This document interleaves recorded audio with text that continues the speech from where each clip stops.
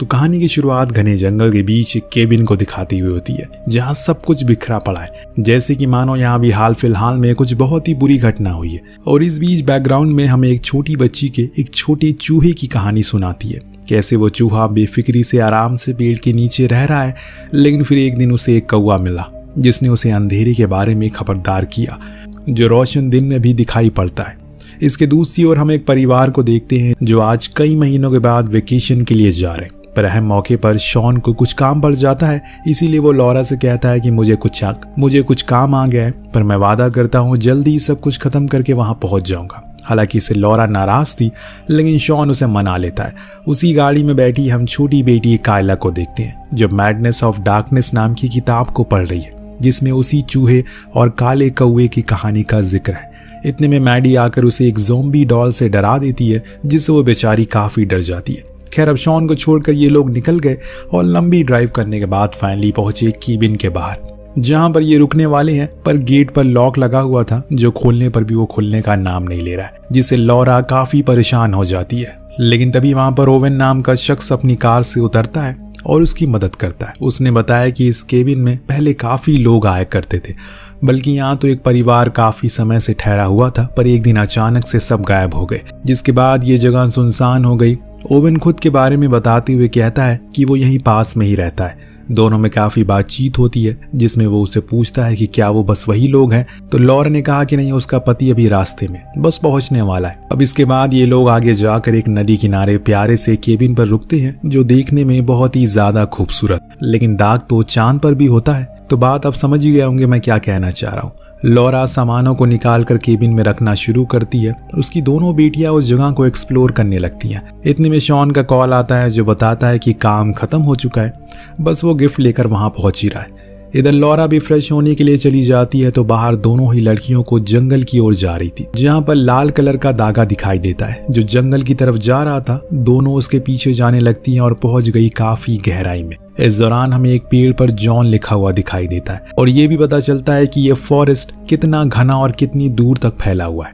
Laura जब बाहर आई तो देखा कि उसकी दोनों बेटियां वहां नहीं है। तभी अचानक उसे एक आवाज आई। देखा कि उसकी बेटियां आ चुकी हैं, पर मैडी कुछ लेकर आई है, जिसे वो अपनी माँ से छुपाकर ड्रॉर में रख देती है। हालांकि लॉरा ने पूछा कि क्या है, तो उसने बस इतना बताया कि ये उसके डैड के लिए एक सरप्राइज है। रात होने पर वो दोनों को सुला देती है, पर मैडी की तबीयत कुछ नासाज लग रही थी, इसीलिए वो उसे जल्दी से सोने को कह देती है। देन लॉरा बाहर जाकर स्मोक करने लगती है। इसी दरमियान उसके पास शॉन का कॉल आता है, जो उसे बताता है कि उसने कई बार उसे कॉल किया, लेकिन उसका फोन ही नहीं लग रहा है। तब लॉरा ने माफी मांगी और कहा कि वो फोन कार में ही भूल गई। आज सुबह शॉन ने बताया कि वो जल्दी वहां पहुंचने वाला है कि अचानक यहाँ लॉरा को पेड़ों के टूटने जैसी आवाज आती है, जिसे सुनकर उसे लगा शायद उसे कोई देख रहा है, पर उसने इस बात पर ज्यादा तवज्जो नहीं दी। केबिन में आकर वो सो गई। आधी रात को उसके पास काइली भागती हुई और कहा कि मैडी की तबीयत बहुत खराब हो गई, जो सुन लॉरा भागते हुए रूम में गई और देखा कि वो एक कोने में बैठी है, अपने गले पर हाथ रखकर बस खांस रही है, जिससे लॉरा को पता चलता है कि उसके गले में कुछ फंस चुका है। उसे बाहर निकालना तो देखा कि एक चिट थी जिस पर लिखा था हेलो, लेकिन ये उसके गले में आई कैसे? इस चीज को जानने के लिए हम चलते हैं पीछे, यानी कि आज सुबह, जब ये दोनों ही जंगल में उस लाल धागे के पीछा करते हुए पहुंचे थे, जहां उन्हें एक टेबल पर कपकेक सजाया हुआ मिलता है, जिन्हें बिना कुछ सोचे समझे इन्होंने खा लिया। लॉरा कुछ और पूछने से पहले उस ड्रॉअर को चेक करती है कि मैडी ने क्या छुपाया था। तब उसे पता चला कि वो तो एक कपकेक था, पर वो आया कहाँ से, यही उसके दिमाग में चल रहा होता है। तब काइली ने सब कुछ बताया, जिसे सुनने के बाद उसने पूछा क्या उसने उस केक को खाया था, तो उसने हाँ में जवाब दिया। ये सुनने के बाद अब लॉरा उस दूसरे केक को चेक करने लगी, जिसके अंदर उसे गुड बाय की चिट लिखी थी। फिर क्या था, उसकी हालत खराब हो गई है। ऐसे अनजान जगह पर ये सब होना कोई सही बात थोड़ी है। जरूर उन पर किसी ने नजर रखी हुई है, इसीलिए उसने फौरन पुलिस को कॉल करने का सोचा, लेकिन लैंडलाइन तो काम ही नहीं कर रहा था। तभी अचानक से ऊपर कोई चलना शुरू कर देता है, जिसके पैरों की आहट से ये लोग घबरा जाते हैं और डर के मारे लॉरा अपनी दोनों बेटियों को लेकर छुप जाती है।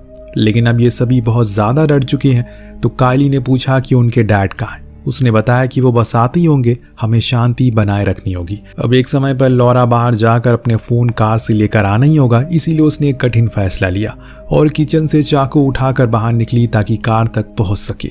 लेकिन तभी उनकी कार पर किसी ने जोर से पत्थर मारा और बड़ी ही बुरी तरह से हंसने लग गया, जो सुनकर दोनों बच्चियों की रूह कांप जाती है। और लॉरा ने हिम्मत नहीं हारी, जल्दी से कार को स्टार्ट किया और भागने लगी, लेकिन किसी ने पहले ही कार के टायर को निकाल दिया, जिससे वो ज्यादा दूर नहीं जा सकती।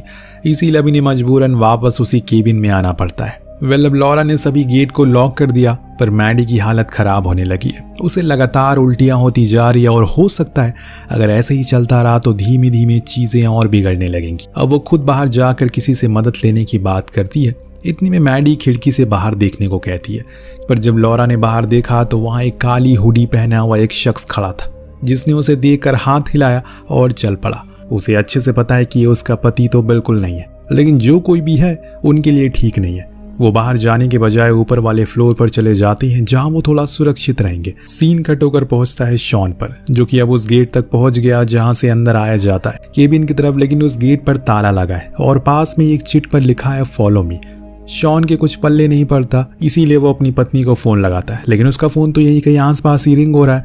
वो उसी का पीछा करते हुए आगे बढ़ता है। उसके साथ साथ वो लाल धागा भी चल रहा था, जिसे पकड़ते हुए वो चला ही जा रहा है। लेकिन एक समय आने पर वो भी झुंझला गया और अपने परिवार को आवाज लगाकर कहने लगा अगर ये कोई मजाक है तो वो बंद कर दे, क्योंकि वो बहुत ही ज्यादा थक चुका है। लेकिन कोई जवाब नहीं आता। तभी उसे अपने सामने एक टेबल दिखा जिस पर कुछ औरतें टी पार्टी कर रही थी।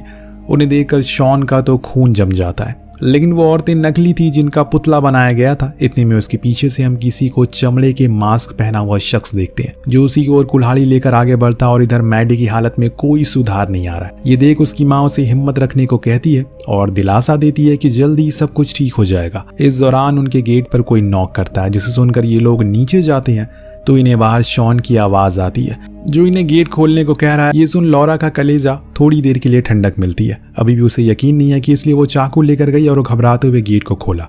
जो चीज उसने देखी उसके तो होश उड़ गए। वहां असल में एक रिकॉर्डर था जिसमें से शॉन की आवाज आ रही थी, यानी कि खेल अब बिगड़ चुका है। सिर्फ यही नहीं, कुछ दूर और आगे जाने पर उसके सामने अचानक से शॉन की लाश गिरती है, जिसे पलटने पर उसने देखा कि उसकी तो आंखें ही गायब है और ये चीज उसे झकझोर कर रख देती है। ये सब कैसे हो गया? अपनी पति की ऐसी हालत को देखकर वो उसे गले लगाकर रोने लगती है।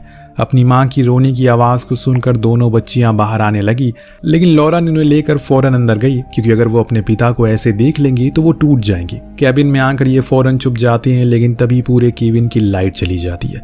लॉरा को समझ आ चुका है कि उसके ऐसे बैठने पर कुछ नहीं होगा, बाहर जाना ही पड़ेगा तभी कुछ होगा। वो एक टॉर्च और एक चाकू लेकर बाहर निकली अपनी बेटी के साथ, लेकिन कुछ दूर जाने पर उनके सामने भी वही पुतले आ गए जो हूबहू उसी की तरह लग रहे थे, जिसमें उसकी दोनों बेटियां झूला झूल रही थी और वो फांसी पर टंगी हुई है। तभी कोई उनके ऊपर अंडों की बारिश करना शुरू करता है, जिससे बचने के लिए वो दोबारा से घर में आ गई।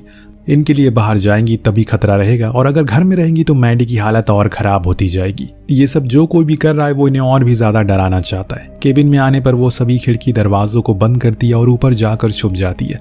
तब उसकी बेटी कायली उसकी किताब को लेकर उसके पास आती है, जिसमें कुछ नए स्केचेस बने थे। इसमें वो फांसी पर लटकी हुई है और उसकी दोनों बेटियां झूले पर झूल रही है, जो चीज उसने अभी कुछ देर पहले देखी थी। तभी एक बड़ी सी ज़ॉम्बी गुड़िया खिड़की से अंदर आती है, जिसे डरकर ये लोग दूसरे रूम में जाकर खुद को बंद कर लेते हैं। और माँ बेचारी रोती हुई उस दरवाजे की दरार से नीचे देखती रहती है।